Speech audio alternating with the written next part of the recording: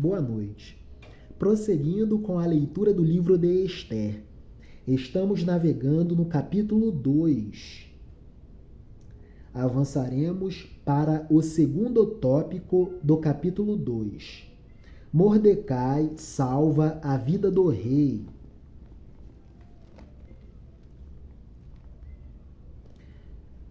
Durante o tempo em que as moças estavam sendo transferidas para o outro harém, Mordecai tinha sido nomeado pelo rei para ocupar um cargo no governo. Seguindo o conselho de Mordecai, Esther ainda não tinha dito a ninguém que era judia. Ela continuava a obedecer a Mordecai, como tinha feito nos tempos de menina, quando ele a estava criando. Naqueles dias, Mordecai, fazendo o seu serviço rotineiro no palácio, ficou sabendo de uma conspiração contra a vida do rei. Mordecai ficou sabendo que Bigtã e Teres, dois eunucos que eram guardas no palácio, estavam muito zangados e planejavam matar o rei Xerxes. Aí Mordecai contou tudo isso à rainha Esther. E ela disse ao rei o que Mordecai havia descoberto. O rei mandou abrir uma rigorosa investigação e descobriu-se que era verdade. Então, os dois eunucos foram enforcados e o rei ordenou que fosse registrado um relatório sobre isso no livro em que se escrevia a história do reino da Pérsia. Capítulo 3. Próximo tópico. Amã faz planos para acabar com os judeus. Depois disso, depois do ato heróico de Mordecai, o rei Xerxes colocou um homem chamado Amã no cargo de primeiro-ministro. Amã era filho de Ramedata e descendente de Agag. O rei ordenou que todos os funcionários do palácio se curvassem e se ajoelhassem diante de Amã, em sinal de respeito. E todos os funcionários começaram a fazer isso, menos Mordecai.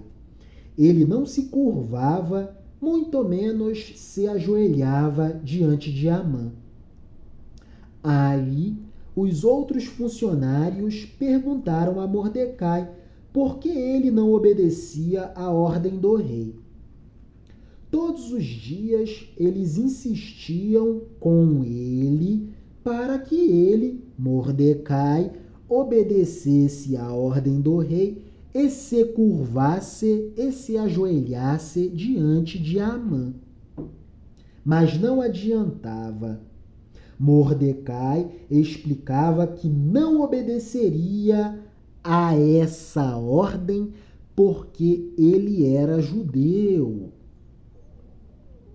Mas, na verdade, podemos inferir que, como Mordecai era um servidor muito diligente, ele sabia de muitas coisas que acontecia no serviço público da corte.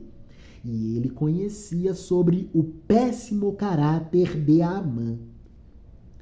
Por isso que Mordecai não demonstrava respeito diante de Amã. Amã era mau caráter, homem perverso, homem ardiloso, um predador.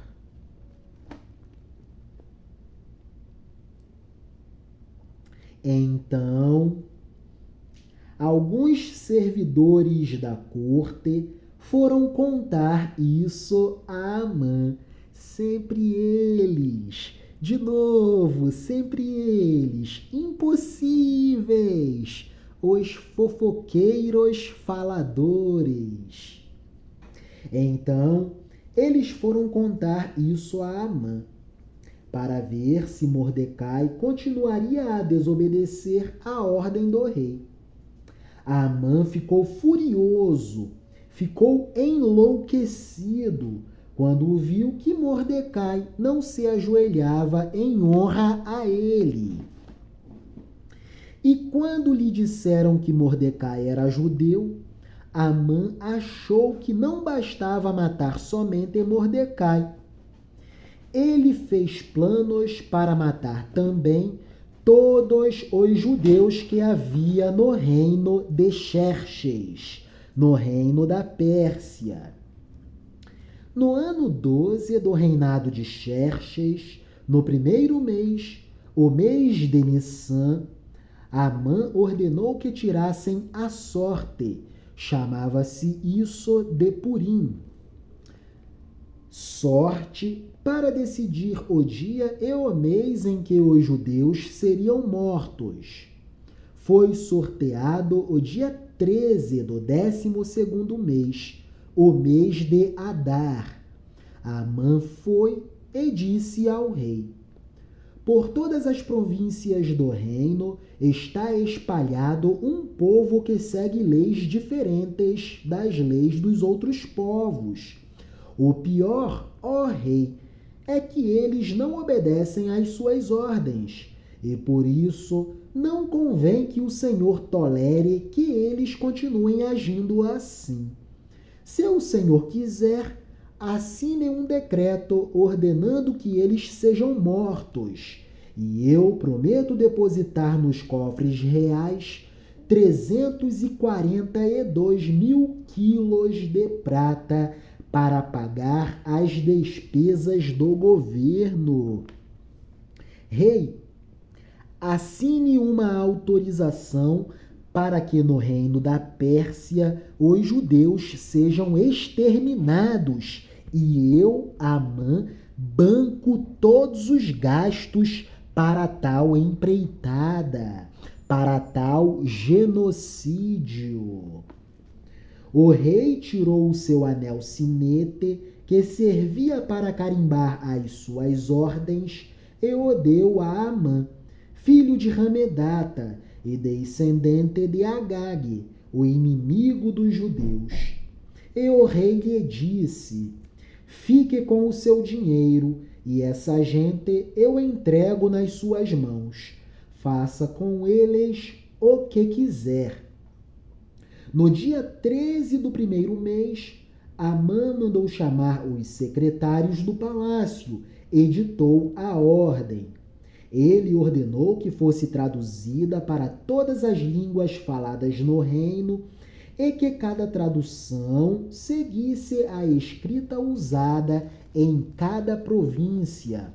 A ordem devia ser enviada a todos os representantes do rei, aos governadores das províncias e aos chefes dos vários povos.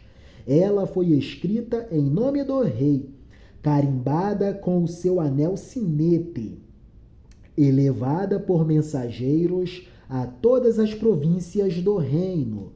A ordem era matar todos os judeus num dia só, o dia 13 do 12º mês, o mês de Adar.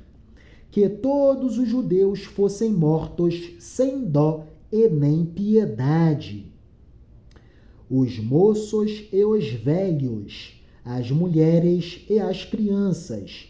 E a ordem mandava também que todos os bens dos judeus ficassem para o governo. Em cada província deveria ser feita uma leitura em público dessa ordem, a fim de que, quando chegasse o dia marcado, todos os judeus estivessem prontos para morrer, e que todos os executores da pena e da ordem estivessem prontos para matar. O rei deu a ordem, e os mensageiros foram depressa a todas as províncias, e em Suzã, a capital, a ordem foi lida em público.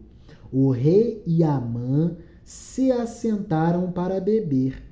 enquanto a confusão se espalhava pela cidade. Genocídio dos judeus no reino da Pérsia era o que queria Amã.